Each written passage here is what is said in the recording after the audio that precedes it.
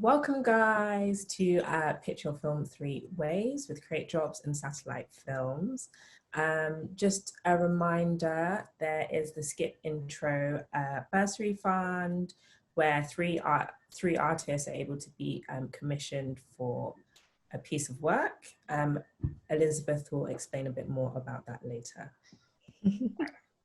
So the running order from today, it will be a welcome from me, Haja, that's my name, and then Elizabeth will come in at about 6:45 talking about how to pitch your film three ways, and then we have Lanre who will do an intro and Q&A. So just a couple of bits about housekeeping. At any point, if you do have a question, please do pop it into the chat box. Although it says a Q&A session here, we're just going to use the chat function. We also might have some answers for you to post in response to kind of any questions that Elizabeth may ask. So you can also do that in the chat function. And the session's going to be recorded, so we'll share the presentation after.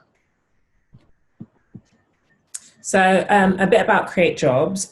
Create Jobs is an employability program for young Londoners. They work towards supporting underrepresented individuals and helping them into creative and digital industries. We work with lots of different partners across the industry, co-collaborating and designing training programs with brands and different professionals. We have had worked with a variety of people. So we've worked with the V&A, Anyways Creative, Magnum Photos, UAL, NTS, just a variety of people across the industry, and just partnered with them in delivering different things such as, for example, our Take Note talks. So our Take Note talks range from different creators ranging from people that work within the industry and people who are independent and just people generally at the top of their game.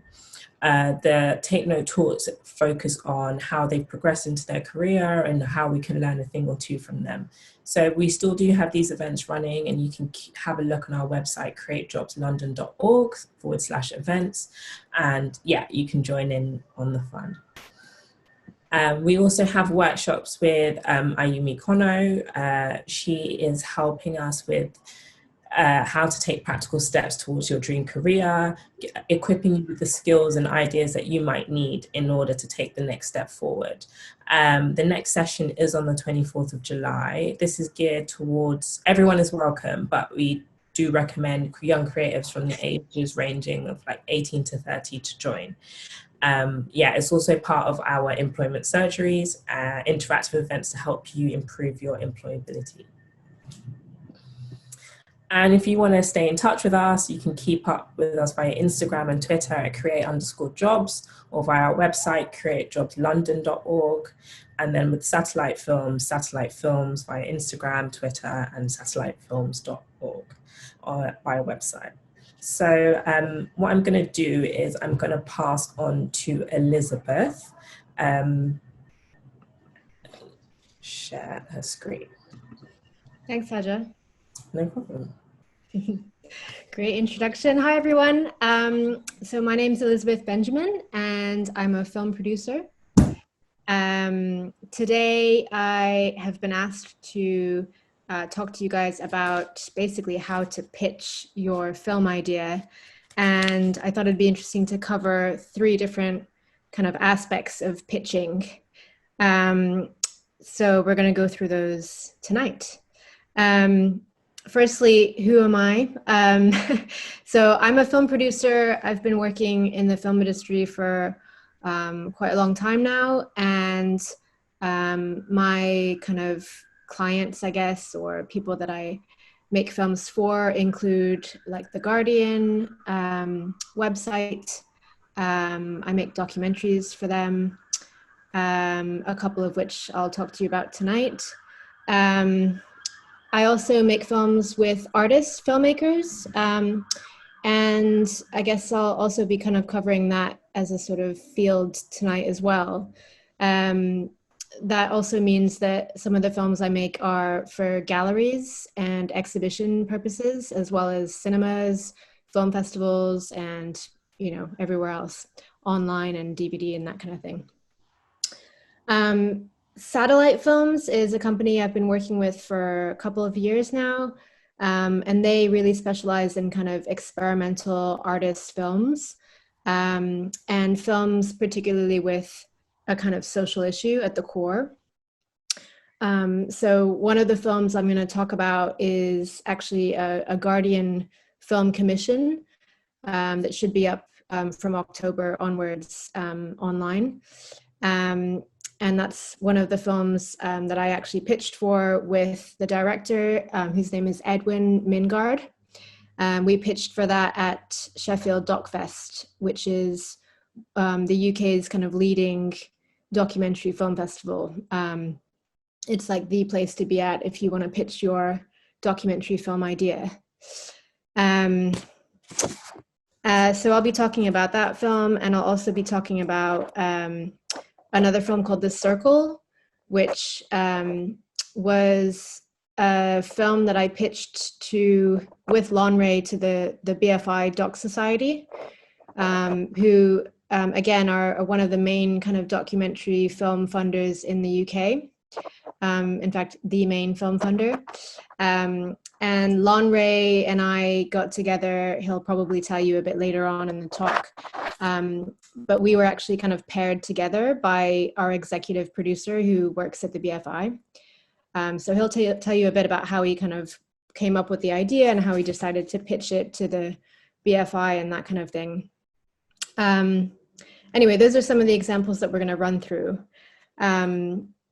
But what I want to sort of start with is what you basically need for any sort of pitching platform, whether it's at a film festival, whether it's you meet someone in a lift and you've got like 2 minutes to kind of tell them your idea.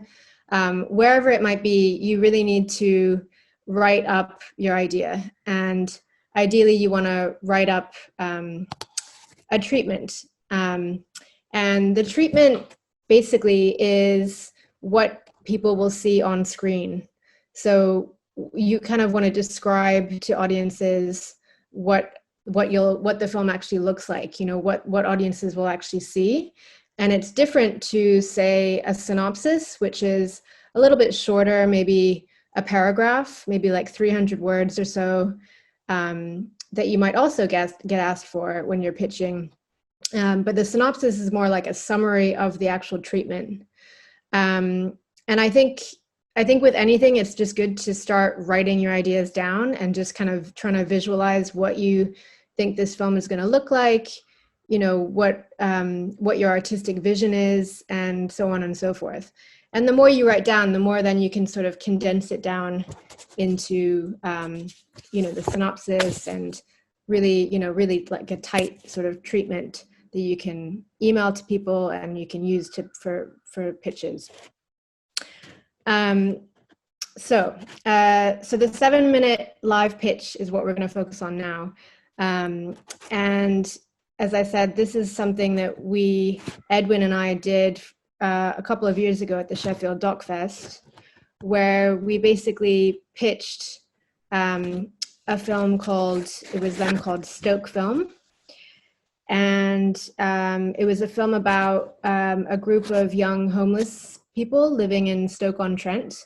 And it's a documentary, and it was basically pitched by both of us, and we won 30 grand to make it, which was pretty amazing. And in fact, from that 30 grand, we then were able to go to the BFI and earn another 15 grand.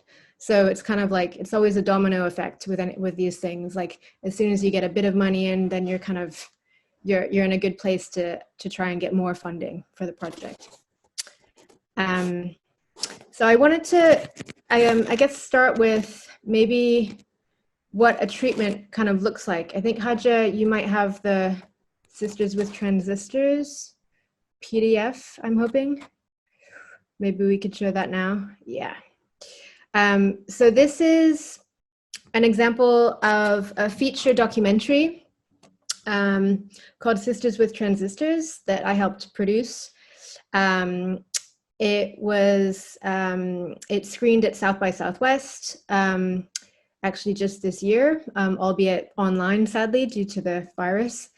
And it's basically enjoying like a kind of world film festivals tour at the moment, and will probably be released in the UK pretty soon. But I just wanted to show you what the kind of director of this film came up with as far as her treatment and what it looks like. And this is kind of a more elaborate one. So this is, if we can just scroll through, Hadja, like this is, for example, this page shows you, this basically gives you the kind of log line, which is essentially like a couple of sentences maximum that really kind of condenses the film in a really precise way. So it's like your one-liner or your two-liner. And this is basically what you would want to pitch to someone if you meet them in like a lift, for example. So it just has to be really like a really clear sentence or two, you know, illustrating like what the actual film is about and, you know, what's exciting about it. You know, a lot of people use adjectives like a new history of electronic music, or, you know, you could say, you know, people like unique, or people want to use sort of adjectives like that to sort of describe.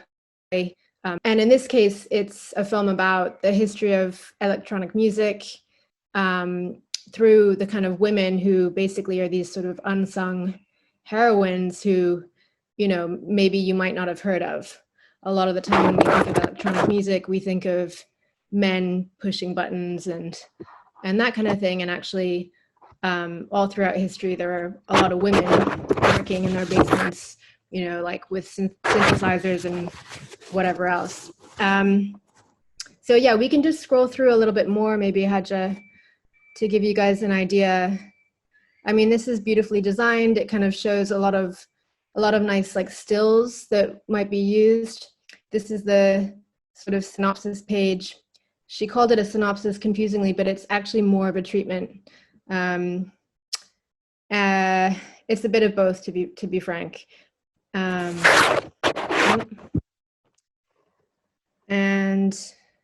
then we can just scroll along.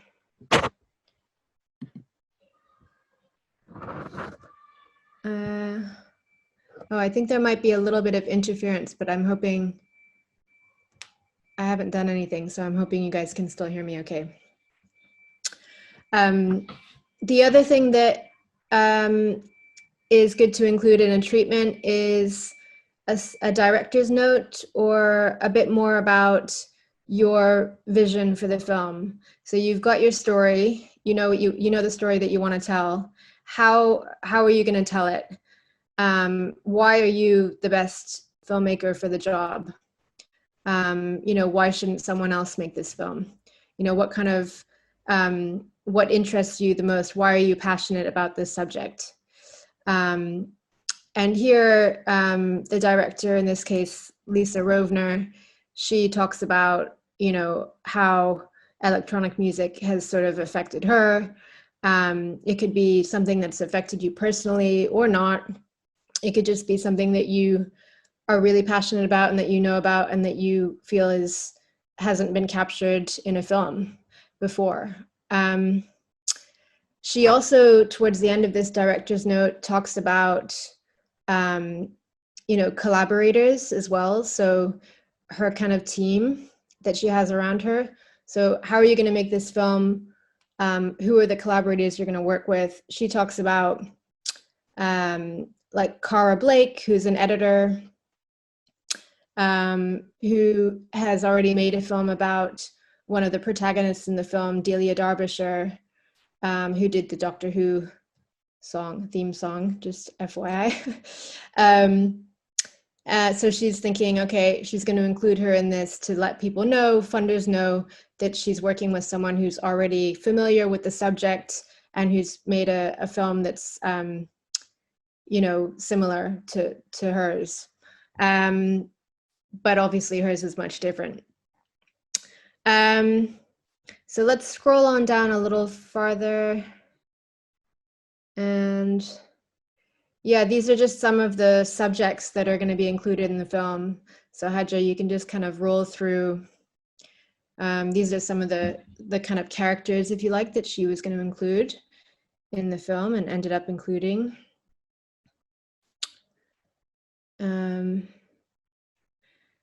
So it's just to give you guys an idea. I mean, this is, again, like super kind of elaborate in a way.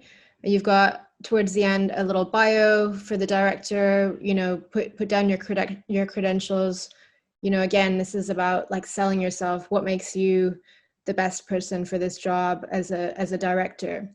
You know, if you're a first-time filmmaker, which I'm sure a lot of you are, as Lisa is here in this situation. First-time filmmaker, by the way, just means that you haven't made a feature film. Of course, you can have made short films, but for some reason in the film industry, it's first-time filmmaker refers to feature films. So here's her kind of bio there, and then the producer's bio. There were a few of us working on it below, and I think that might be it. Hadja, maybe there's a bit more. No, I think that's kind of it. Oh yeah, cross-media potential. You know, if your film has any other, you know, ideas, you've got any other ideas going for it, you know, could this be the start of something that you could include like on a website, or you could make an app, or, you know, could there be a soundtrack, or could you do something interesting with the music? Just things like that are good to think about. I think that's pretty much it for this one. Yeah. It's just a nice, you know, nicely designed treatment that funders would kind of remember because of the images and because it's like nicely laid out and designed. On the other hand, I just want to show you a quick example of Lanre's treatment for the circle, which is super basic, and he didn't really need to devise a treatment that was so elaborate. So for the circle, he literally, this is like part of his funding application, I think. And he basically just, you know, writes up what the circle means to him, what the story focuses on the social assumptions around two young men growing up on a council estate in Hackney. And I should say, when you're writing a treatment like this, or when you're writing a proposal, I mean, Lanre, he'll say himself, he didn't even meet these guys until we got the funding and went out and found the subjects to include in the film. So in a way, sometimes you kind of have to imagine what you've got your story, you've got the idea, and then you sometimes have to just imagine what that might look like. You know, in this case, he sort of does that. So yeah, this is just an idea for basically, it's like a 2-pager. He talks about, you'll see in the end paragraph, what's unique about this film. For him, Lanre is a choreographer and a director, and he also works in theater too. So he is going to use, and you'll see in the trailer that I'll show you later, he's going to use dance and movement, he prefers to call it, to kind of intercut into the documentary, to really express the kind of emotional journey that the two guys in the film go on. So this is another idea just of a kind of treatment that's basically super basic. So if you don't have the design capacity, don't worry about it. Just write, basically. Just write it up and write as much as you can, and then make sure you're trying to, you know, you're trying to keep it tight, include elements of like why the film's unique, you know, and yeah, just try and get, I suppose in this case, he was trying to get the kind of emotional experience across. A lot of funders these days, especially if you're kind of working in drama and or documentary, they love hearing about the kind of emotional, the characters, the journey the characters will go on, that kind of thing. Okay, so let's see. I've had another something about from Create Jobs about my mic interference. I'm hoping it will be fine. I'm going to turn up the volume if that does anything. Okay, don't know. I don't know what else to do about that. But I'll carry on. So you might pitch at film festivals. I guess the thing to do really is to make sure you practice. You've written up your pitch. You're going to try and memorize it and read it slowly and coherently.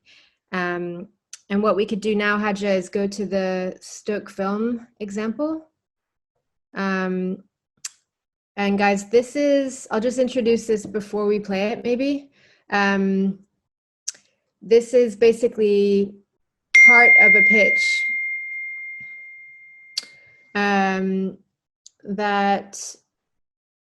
that basically we did at Sheffield Docfest. So this is the one about the group of homeless young people. And what I'll do is I'll play it now, and then maybe Hadja, we can show the kind of Word document that really highlights the different paragraphs of pitching. Cool. Okay.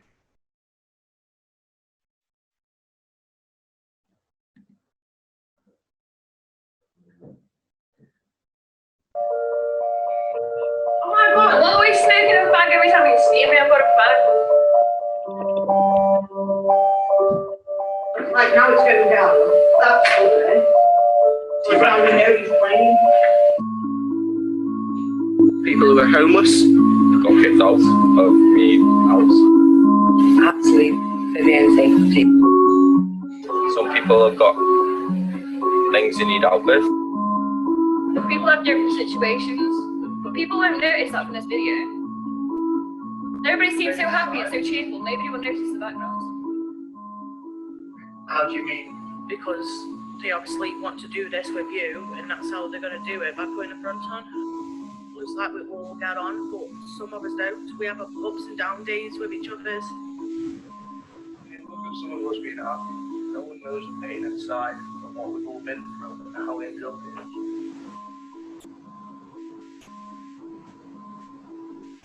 Everyone like can bond together when they've hit rock bottom. That helps you out a lot more, knowing that you're not the only one who's in that situation. That one, that bit. Do you reckon that bit? I love that bit.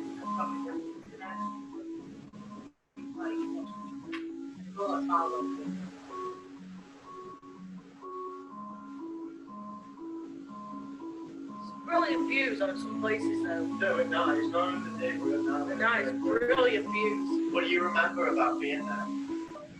When I was tired. Everything.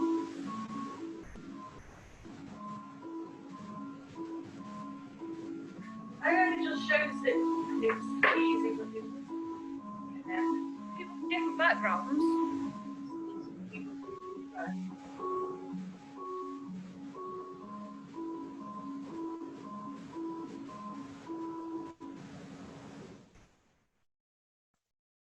Nice. Thanks, Hadja. So that, guys, is what is called a proof of concept video. And you might get asked for one of those as part of your pitch, either in a live pitch, if you do end up getting to Sheffield, for example, and you get to pitch in front of a kind of audience of funders and other producers and broadcasters and that kind of thing. You will get asked to produce a proof of concept video that's usually 2 minutes long. And that is, the downside of that is you usually don't get any money to do that. You usually have to just make it yourself. Or if you can apply for development money, then you can definitely use that development funding and actually put in that you want money to basically make a proof of concept film. Proof of concept films are also called like sizzles weirdly. So the idea is that they kind of draw in the funders. It's not so much for audiences. Audiences won't really see that.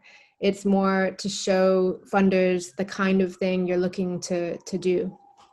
And I'll show you guys later the sort of difference between that and like a trailer, which is something I'm sure you guys have all seen, or what's called a teaser, which is, again, something a bit different. That's once you've actually shot the film and you might need a bit more funding, then you'll make a teaser. Anyway, I just want to basically run through this pitch, which is basically, and I'll send you guys the pitch afterwards if you like. This is literally 7 minutes of what Edwin and I, we pitched at Sheffield to a whole group, an audience of like 200 people. It was very nerve-wracking. We had to essentially work together to write this up. And I should say, if you get onto any of these kind of bigger festivals, they will provide you with like specific training, a bit more in depth to what I'm basically telling you guys now, but you'll probably get someone who can actually talk you through your pitch and give you feedback on it and tell you, actually, you've just, this is repetitious, maybe delete that, talk about this, that kind of thing.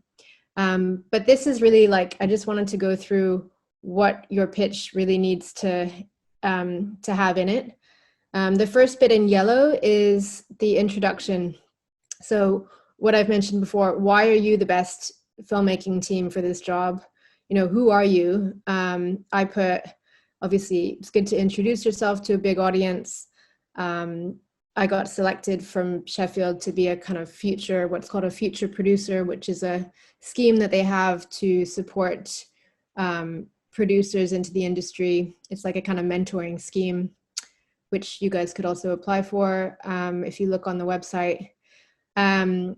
I say a little bit about what I do, what kind of work I'm interested in. A couple of films I was working on were in the festival, so that was actually really useful. So people could actually go and see those films, so they know exactly who they're dealing with. And then I passed it over to Edwin, and I guess the great thing about pitching with him was that we could sort of bounce off of each other, and that just made the whole thing a lot less scary and a lot less daunting. And I would definitely recommend, if you can, if you're directing something and you've got a producer who you can work with in this way, it's like super, super helpful. And so Edwin introduces himself, talks about his work, the kind of films that he's done and where they get broadcast, which is always of interest. Who's the audience and where do you want this film to be shown? And then we go straight into the story, and that's basically the bit in orange, which is really a condensed version of the treatment. And it's really basically a synopsis. So we can just scroll down from there, Hadja, maybe. So it tells you what the film is and a little bit about what you'll see. And then you'll see a little show clip thing. That's the clip that you guys just saw. And there's always a debate about, what's the best point to include this visual clip. And somewhere around there, kind of sort of not halfway through your pitch, but, around this kind of time, maybe like, I think it was like maybe a minute and a half in, we showed the clip. And then people, I guess the audience will kind of have that in mind. And then we go into the background information, this bit in purple, which again is kind of, I guess, a bit more, this is Edwin talking now about how he came to the story and why he got involved, why he wanted to make this film. And essentially he met someone who became homeless and who was in a very, in a crazy situation. Basically, it could have happened to him really, because she was in film school and, had a few horrible things happen, and it sort of spiraled and she became homeless. And I guess he just found that so crazy that he wanted to, you know, explore her situation a bit more.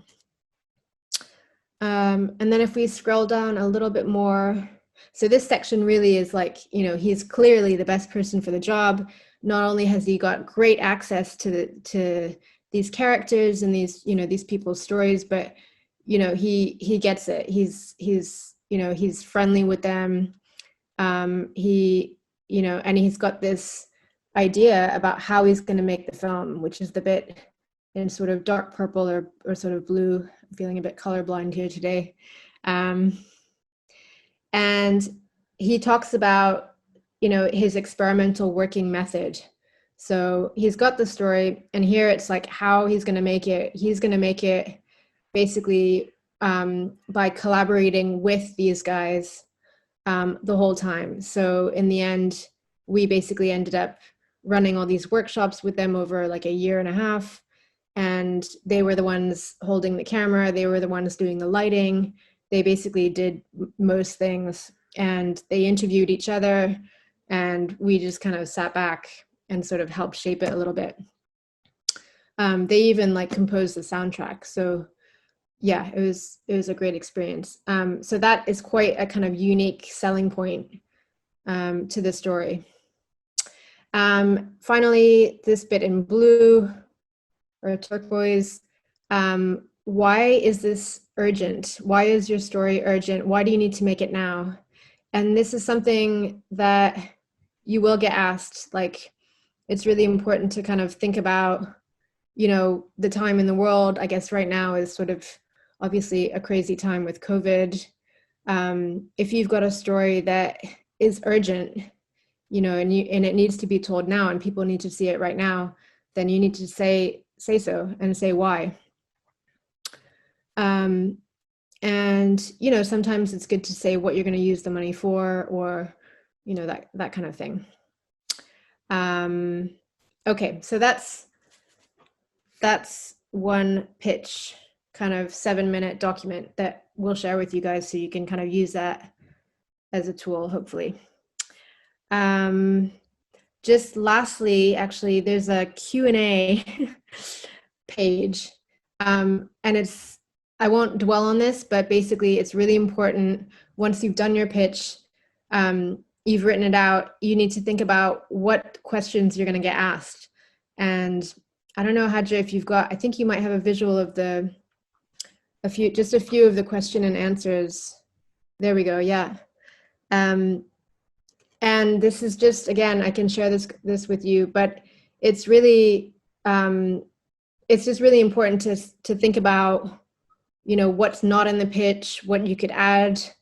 And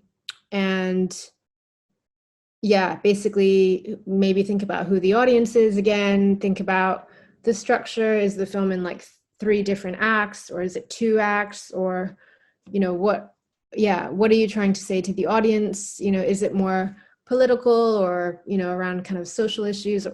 Think about, you know, anything else that you haven't been able to include in the pitch, or you think you might get asked. Just write the questions down and write those answers down too, so that you can sort of memorize the answers, so that you don't have to sort of struggle when you're like being asked live in front of 200 people. Okay. Elizabeth, yeah. got a question in the chat from Matthias. He's got a question: advice for someone who has graduated uni, has the skills and enthusiasm to do well, but does not have opportunities, experience, successful projects under their belt, nor the contracts, nor the capital. What can they do to make it in this industry? Where do you go if you're essentially starting from scratch? Good question. I think that you definitely need some work experience, Matthias. So, I mean, it kind of depends what kind of experience you're after. But essentially, I mean, a lot of people in the film industry start out, for example, as like a runner. So they start from the kind of bottom rung, and then they work their way up. Okay, you want to be a producer. I think basically getting work experience with production companies is the way forward. And I would look at places like the BFI and organizations like I think Creative Skill Set.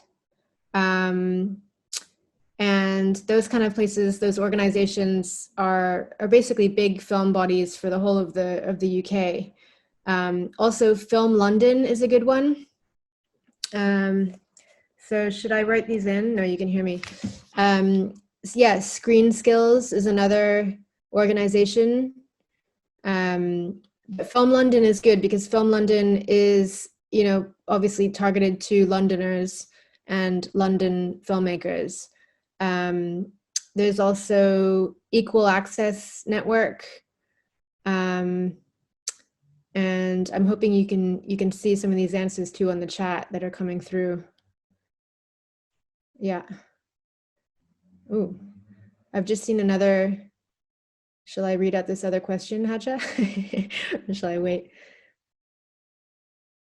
How much can satellite provide in terms of equipment? I've seen on the satellite website that a lot of pieces are shot on Super 16. I don't know if you want to answer that now or wait till we do a whole bit on the actual. I mean, I can answer it now. Basically, Scott, so satellite films, and I'll get into it, I guess, towards the end, but we got some funding directly from the Arts Council to commission these 3 films. And what the offer is £1,500 as the fee. So you can spend that, obviously that's your fee to make the film. And then it's up to $2,000 in production support. And what that means is essentially we're going to have a conversation with whatever filmmakers win.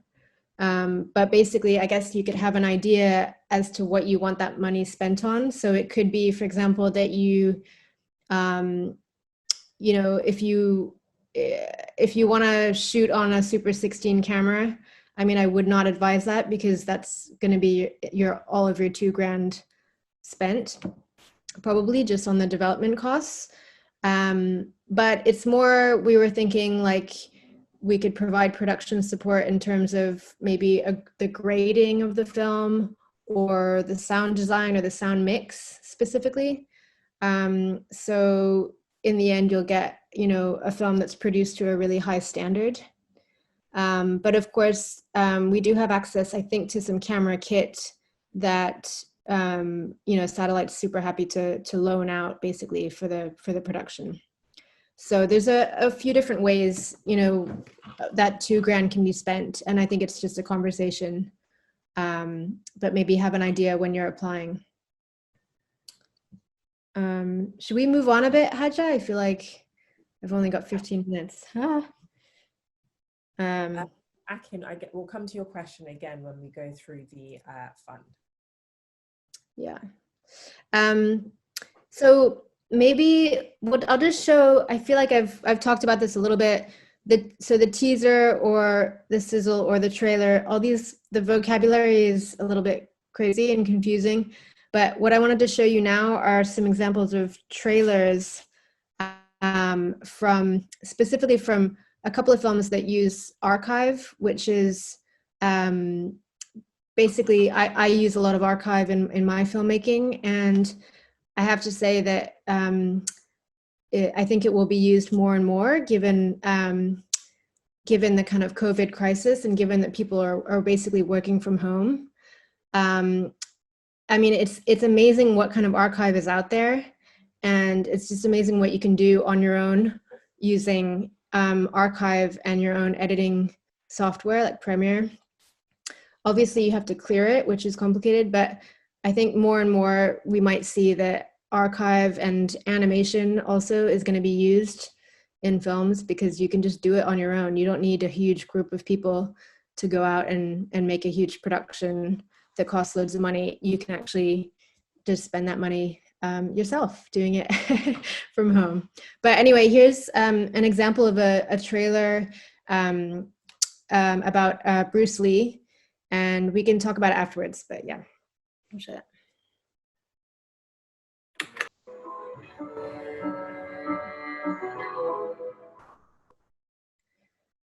Nice. So that is an example of a film about Bruce Lee, and it's a film that Dorothy Street Pictures, who I'm developing a new film with. They've just released that trailer, and they've finished the film. They've edited that together from the story, from the kind of treatment, from the synopsis that they've written, and what I guess is interesting about it is the structure of it. And you'll see like 45 seconds in, it changes in tone.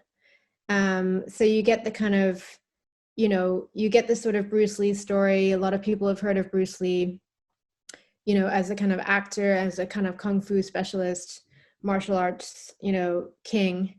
But what people might not know is the kind of racism that he faced working in the film industry in Hollywood. And that is the kind of angle that the film shows. So you have this kind of change in sort of dynamic, which I think is interesting, in tone. We might skip the next one, Hadja, just the Senna one. We might skip that, but that I could send you guys later. It's on YouTube. It's like a brilliant, it's like the best, I think, archive trailer that you'll see. And it's a film by Asif Kapadia about this race car driver, Senna. And it's, again, just have a look at it in terms of the structure, and you'll see like, it's like really captivating. I mean, it's just like incredible. I wanted to show you briefly the trailer for The Circle, which is Lanre Malalu's film that we shot together, and it's actually going up on The Guardian tomorrow. And this is a trailer that The Guardian made for the film that hasn't even been shown yet. So you guys can just watch it first. Sometimes I feel like my mind and my thoughts are just like attacking me.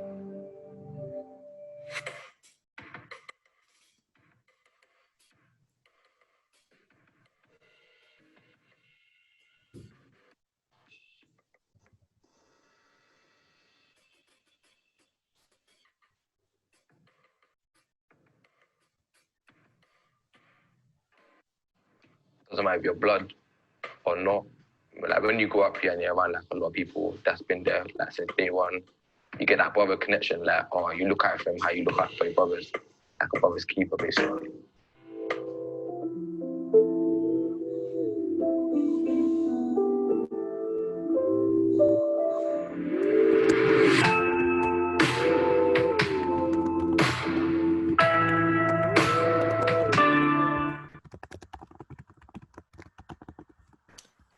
Cool. So that, yeah, that was a little trailer that they made to basically tease people into watching the full film, which I hope you'll do from tomorrow when it's up online on The Guardian, on the documentaries page.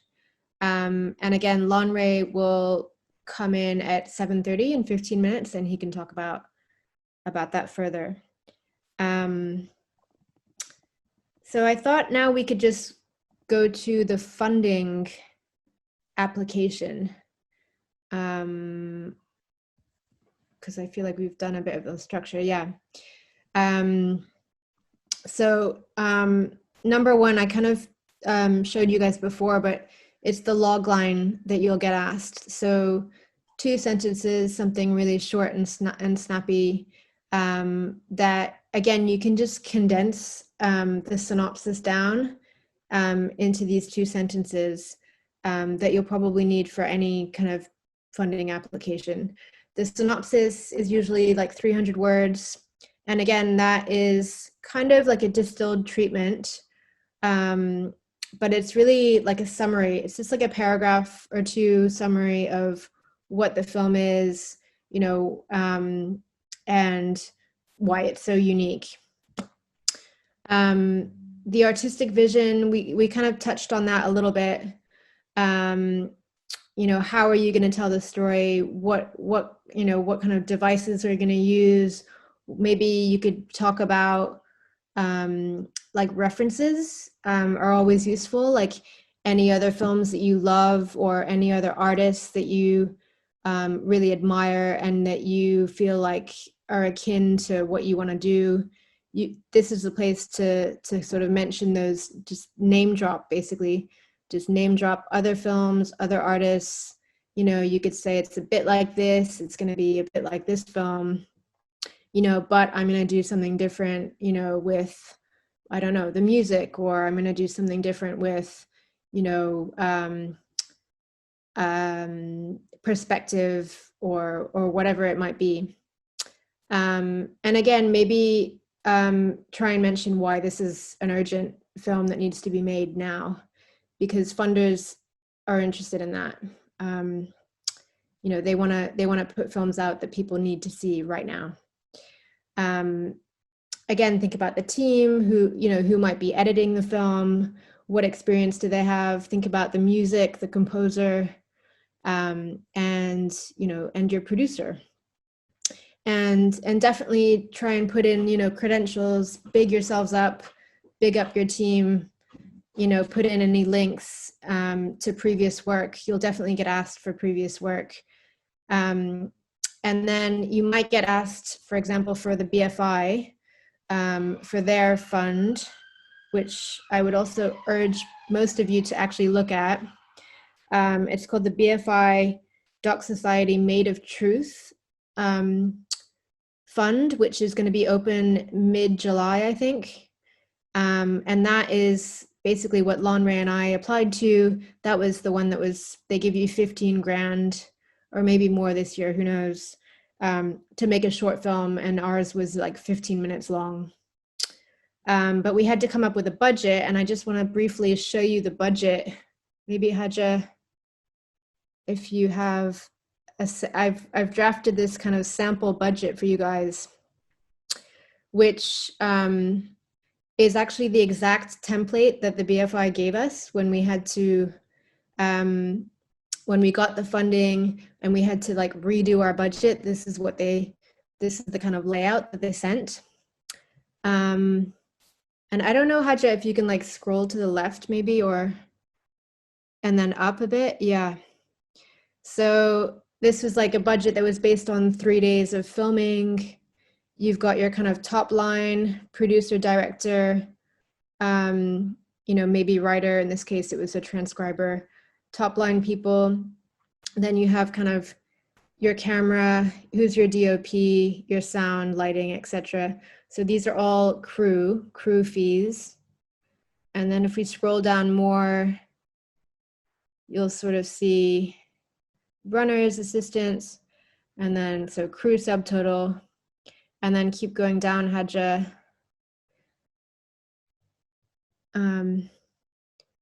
Maybe if we keep scrolling down, or is that all we can see?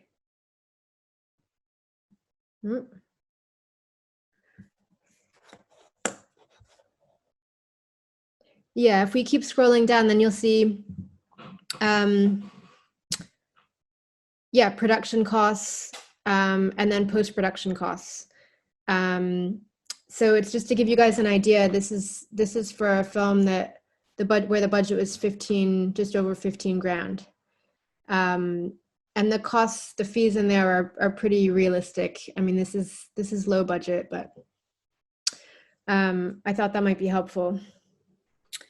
I just briefly want to talk about the Skip Intro commission now. Oh yeah, sorry, maybe if we go back one slide, Haja. These are some of the organizations where you can basically apply for funds to make your films. So keep an eye out for these organizations. Go onto their websites and check, when are the call outs, what dates are the call outs, what are the deadlines, and just diarize them so that you're not missing any of them. The BFI Doc Society are really good. BFI is, has this kind of network for young filmmakers, emerging filmmakers. So does Doc Society, which is documentaries only. I could point out Jerwood FVU Awards. That has actually just launched. And I would definitely urge you to apply. That's more like a 20 grand fund, I think. and it's really for films that are kind of destined for the gallery space, so exhibition space. This is for real kind of artists, filmmakers, and they provide great support. I've produced several of their films, and yeah, they're really brilliant.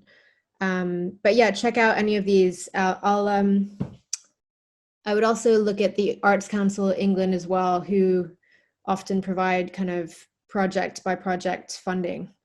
So check that out. But just for a skip intro, just to give you guys a quick overview, it's basically, we're commissioning 3 artist filmmakers. The deadline, I think, for the applications is the 20th, which is, when is that? Monday coming. Each artist or filmmaker will get a £1,500 fee. They'll be then kind of supported by satellite production company to the value of £2,000. So just to stress that we're not going to be able to, pay £2,000 from the company. It's more that the production support, which could include anything from like a sound mix to grading to looking at paying a composer or finding a composer, any kind of production support you need, we will have a discussion about what that looks like. It could also be camera kit, it could be sound equipment, all that kind of thing we can talk about, to make sure you basically make the best film you can.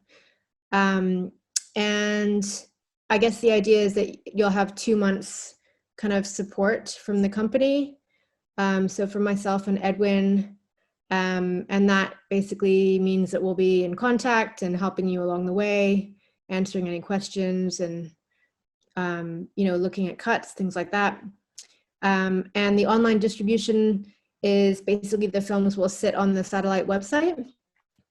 And I'm trying to look at basically other distribution avenues as well.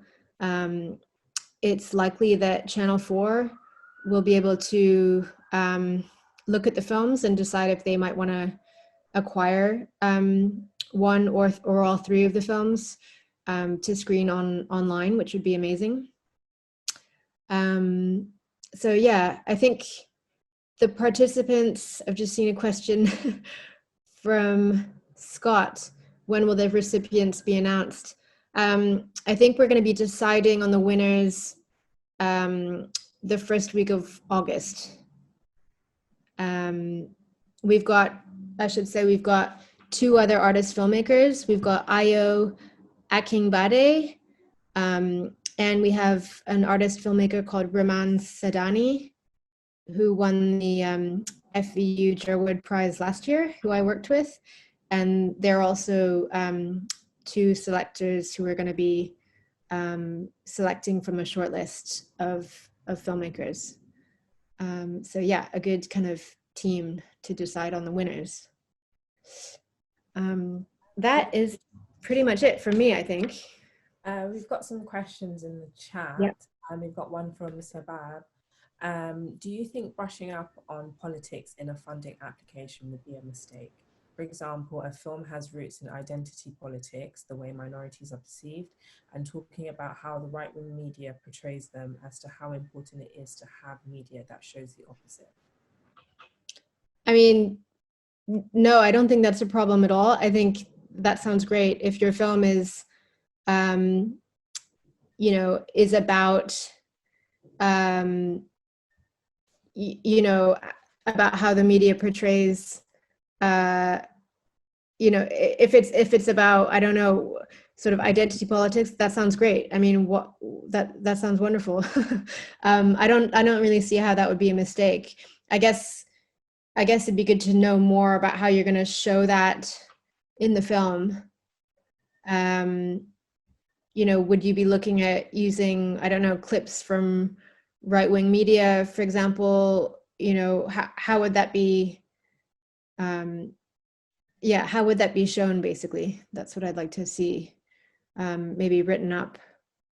But that sounds great. I'd be interested in that. And we've got another question from Alex. What's the difference between the funded production support and the artist fee / budget? Yeah, it's a little confusing. So the artist fee is money that you take home. And that's the £1,500. So you'll just get given £1,500 straight into your bank account. And the £2,000 funded production support is support up to the value of £2,000. So that could be in the form of camera kit, like a camera kit loan or a sound equipment loan from the company. It could be the company paying someone to grade the film. We've worked with a lot of amazing kind of collaborators in post-production. So I'm imagining that the £2,000 would probably go towards post-production support. So grading, mixing the sound, you know, paying a composer to work with you, that kind of thing.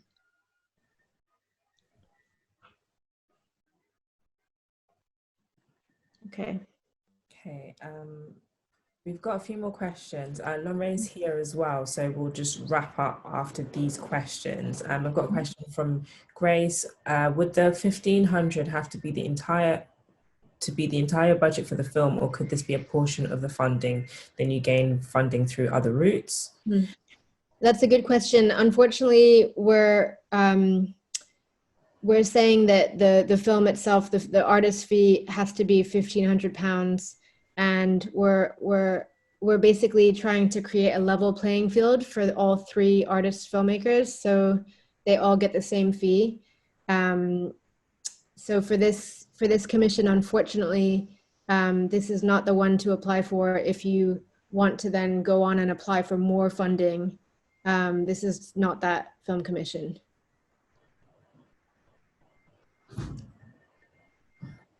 Then we've also got, what if you wanted to make an animated film? Do you have any idea where the best places would be to go? It's a bit different to films, but still. Yeah, we absolutely encourage animations.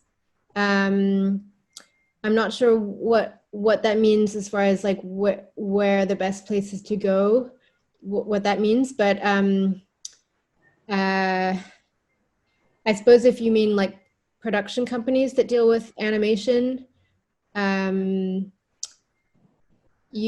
have to have a think about that. I mean, there are definitely, I suppose for Skip Intro, firstly, we would encourage, you know, people to use animation if they're animators themselves, or if they want to work with someone and spend that $2,000 on an animator, then that, you know, that sounds great. It is expensive, you know, to be clear, but yeah, as far as like funding opportunities for animation, there are loads. I mean, the BFI provide funding.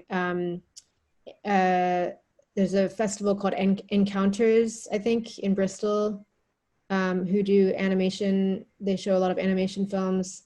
I could try and get a list of animation specific kind of funding opportunities, but usually they're around.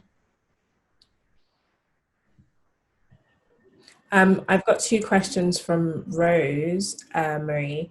Are all of the bursaries that you have mentioned for documentaries only, or would drama submissions be welcome as well? And then the second question is it possible to submit a film that you have already shot, and then if you are selected, use the funding for post-production, marketing and distribution?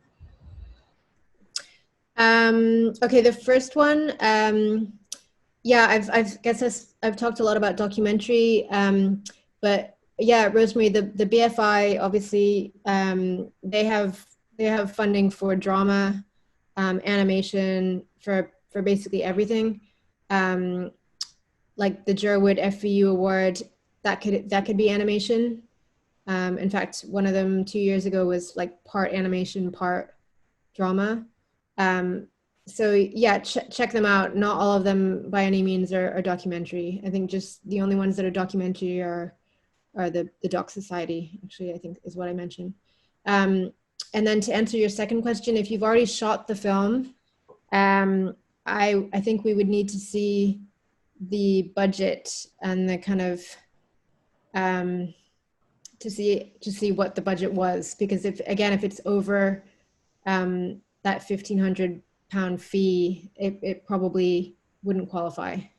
I hope that makes sense. And even the £2,000 production support, I suppose that added on, but we'd have to have a conversation separately, so it might be worth us following up on that separately. So I'm just going to ask this last question, and then we will round up the rest of the questions and we can answer them separately via email in our follow-up email. So a question from Gunnar. I wondered, is there a rough film direction Skip Intro is looking for, and is there a set time for when the film is to be made? Yeah, I think the film duration is quite specific. It needs to be up to 5 minutes. And the set time for when the film is to be made is basically by the end of October, all of these 3 films need to be delivered, as it were, because that's the kind of rules, the guidelines that we have from the Arts Council. Okay. Well, thank you, Elizabeth. Lanre is here now, so I'll pass over to him. I'll stop sharing my screen. Hi, hey, could you see me all this time? Have I been here? Yeah. Oh, great. Right, hello. This is cool, isn't it? Technology, zooming.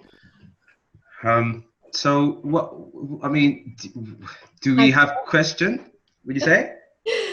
Actually, Haja, I hope it's okay. I was going to ask Lanre a few questions, maybe just to like get him going. But Lanre, we've talked, or I've talked a lot about pitching, and the guys have seen the trailer that's going up on The Guardian, and they know the film's going to be live from tomorrow, which is great. I guess it'd be great if you could just outline like how you came to realize that you could apply to the BFI, to Doc Society for the Circle, like how you came up with the idea, how you kind of wrote the treatment, any kind of experience just from that respect would be great. So, so I'm putting my noise cancelling on because I've got noisy neighbors, man. So I made my first film a couple of years ago, and then I saw this BFI Doc Society application. Now, in my head, and I believe that movement, dance can work in any artistic, creative field, whether that be fiction, non-fiction, theatre, film, documentary, etc. So when I saw this, I was like, "Oh, this is a chance for me to explore how movement could potentially work in a documentary setting." I never made a documentary before, but I saw it and I was like, okay, well, I'm going to apply for this. And as I began typing, the idea started to flesh in my head and in my hands and in my body, right? I started to feel what this idea could be. And I always start from me. So I started from, okay, what stories do I have to tell? And how can they connect to a wider society? And so I started to think about growing up in a council estate, being a young black man, but also about community, brotherhood, love, stigmas attached to what it might, to how someone might dress, how they talk, etc. And so I started to write out this treatment. And in the treatment, probably shouldn't be saying this, in the treatment, I was like, yep, I found the guys, I found the lead contributors, I got everything set up, guys, give me the money, I'm all good. But most importantly, I think I'm taken back right now to the what, the why, and the how of that you should be thinking about when you're wanting to pitch an idea or when you have an idea, right? So you've got the why, and the why is the emotional connection, or the why is why it's something that you have to make, you need to make right now, why it keeps you up at night. You've got the how you're gonna fucking do it. That's all the logistics side of things, your team, etc. And then you've got the the what, right? What is the structure? What is the construct of the thing that you're making? Now, for me, I think the first thing you need to always have and define in your head, in your body, in your mind, in your spirit, if you want to get spiritual, is your why. If you have your why, that is, people say passion is infectious, right? They say passion is the thing. Your why is what creates a passion. And you need to know your why first and foremost. Because if you don't know the how or the what, you can kind of I'm not saying you should, but you can get away with it if your why is strong enough and your why is defined enough. You should always know your what and your how. I feel like I'm speaking in riddles. You should also always know your what and your how at some degree, and those things will always build as the thing develops. But yeah, I knew my why, and my why was resonating in my bones as I was writing it. I also had a bit of experience writing applications before for Arts Council and just my experience, you know, being a choreographer director. So yeah, that helped. So yeah, I mean, did I miss anything? E? Tell me, what else can I say? Yeah, that's good. I guess like how did you even find out about the Doc Society Fund in the first place? And how did you find out about maybe like The Uncertain Kingdom, for example, for your next film, which is more of a kind of drama, I suppose, movement film, like yeah.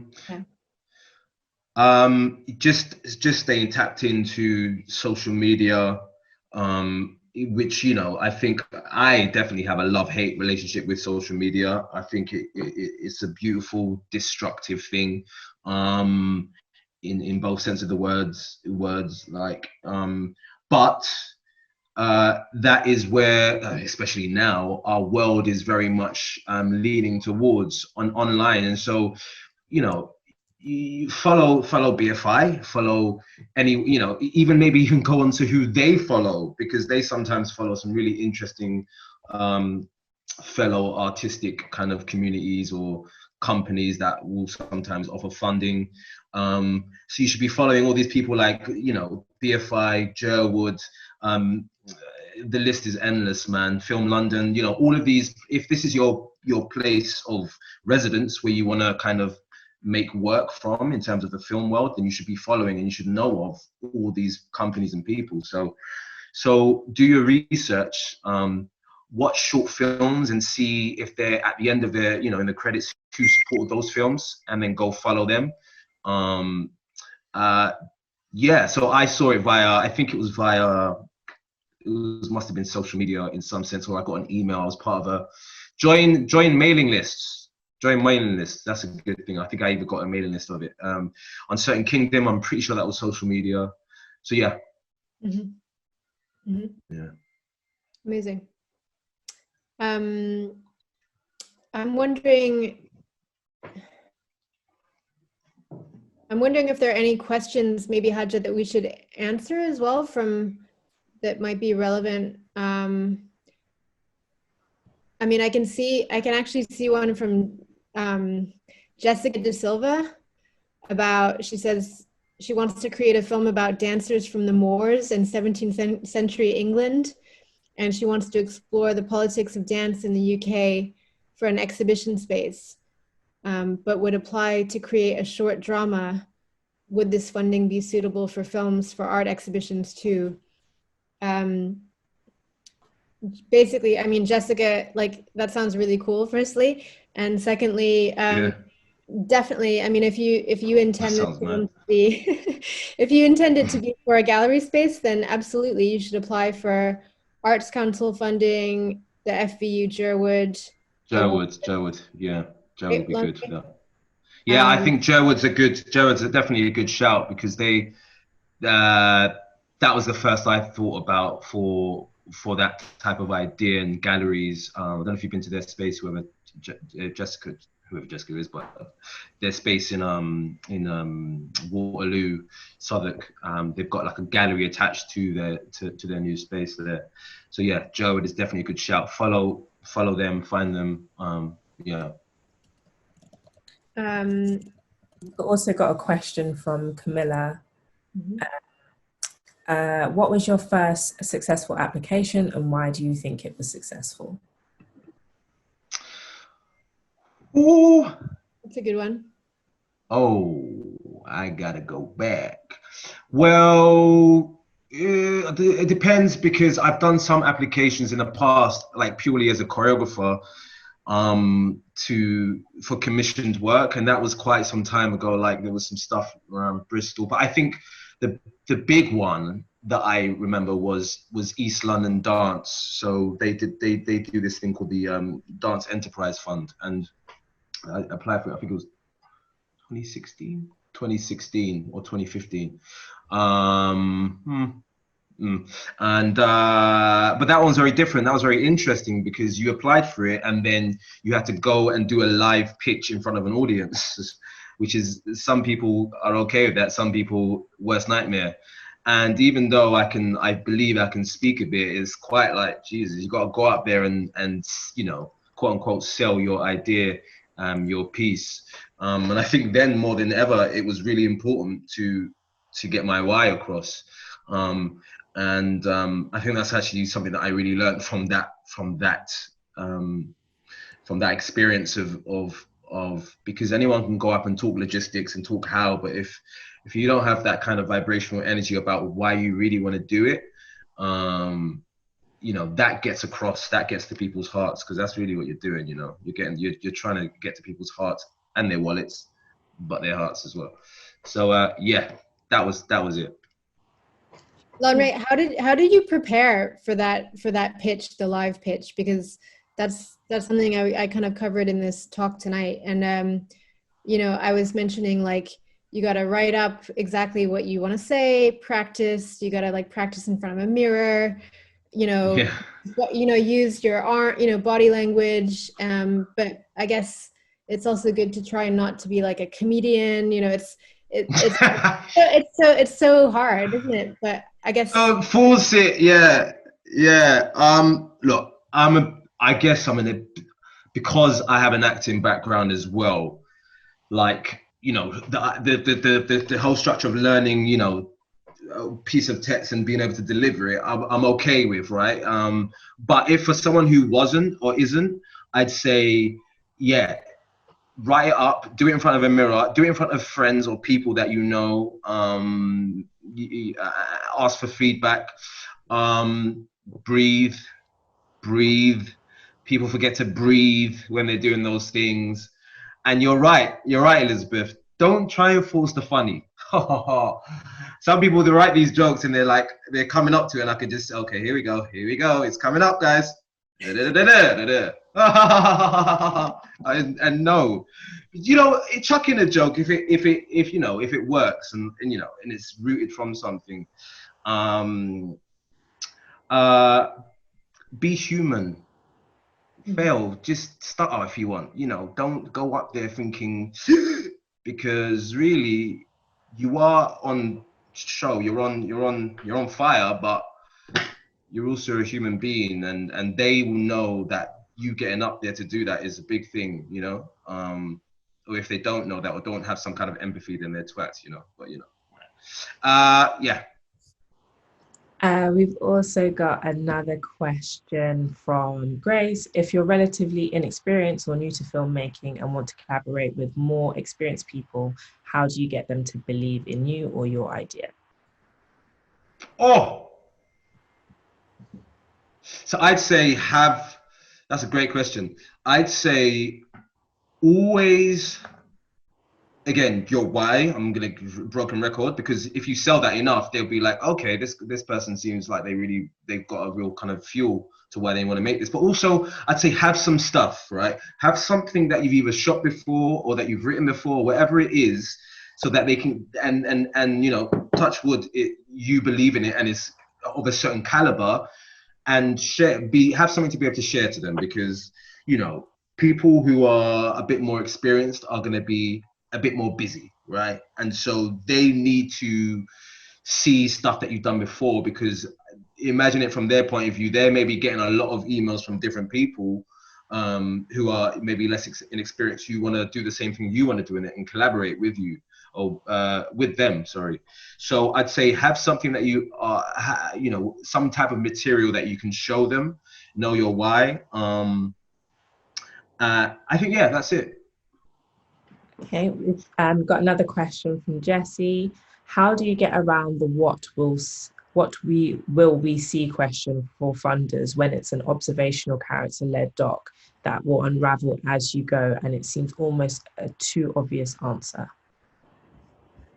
Elizabeth, am I giving that to you? You can do.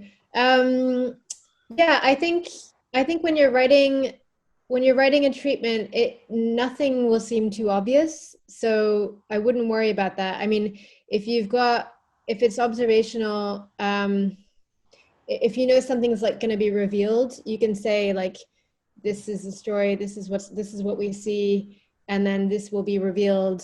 You know, you can sort of, it's basically about how you write it, I think. But I don't think that anything is obvious. I hope that helps. I've got a question from Abigail. Where are good places to find people to collaborate with and or find a team to work with on a film? There are loads of Facebook groups. There's one main Facebook group, I can find the name and send it, which has, Elizabeth, I don't know if you know of it, but it's like a filmmakers one that there's a lot of kind of posting and people have got like, work from. Is it Crew Me Now? Or maybe it's that, yeah. Maybe it's that. It's that. Crew Me Now or something. I don't know, I'll check. There's film shoots? Film shoots, which is a good one. Is that what it is? That's what it's called, isn't it, Elizabeth? Film shoots. I think so, yeah. Yeah.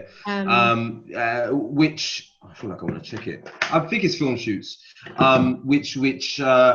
They are great because they also have a short film competition that you can put, if you're a member. I think you pay a small fee, £20 a year or something like that. You can put your film forwards and win prizes and stuff like that. But they have like definitely loads of collaborations, people who are open to doing that, so check them out. Those are the main ones that I think of, the Facebook group and film shoots. I'm sure there are others. Yeah, there's Shooting people is good, yeah.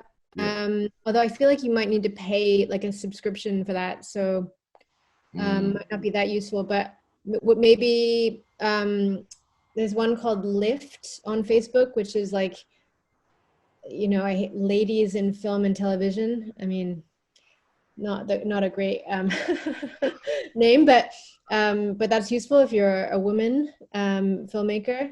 I'd also say, like, you know, if you're applying for film commissions or funding, don't stress too much about like not having all your kind of heads of department yet. You know, maybe it might be that you just have like, you're the director and a producer, and you need to find, you know, your kind of director of photography, for example, and you haven't found them yet, or you need to find an editor. That's okay. That's perfectly okay. I think if you're an emerging filmmaker, no one's going to expect you to have everyone already lined up. In fact, funders will actually be excited to be able to help you find the right collaborators and point you in the right direction according to what you want to do, you know? So don't worry too much if you don't have everyone, you know, set or on board. I guess that answers Camilla's most recent question. There is another question, which I think is the last question that we've had come through. How many collaborators do you need? I mean, it really depends on what kind of film you're making, you know, Camilla. So if you're doing, you know, if you're making an animation and you are the animator, then you don't really need that many people. You might need a producer. Generally, you know, I suppose for the kind of caliber of films that, for example, Skip Intro, you know, we're looking for at Satellite, you know, you could just be one person. You know, you don't have to have a whole team, but you do need to be, you know, you do need to have some experience behind you, because you will get asked, you know, to submit examples of I think 2 previous links to work. But for, you know, for larger funds like the BFI or, you know, or other, they will expect you to have probably a producer, you know, producer, director, maybe an editor team. Those are the kind of three big ones. But if it's just, you know, if it's just you and the director, producer, director, or that's okay for now. Okay, well, that was the last question. Thank you very, very much, Elizabeth and Lanre. It was very much appreciated, a very good talk.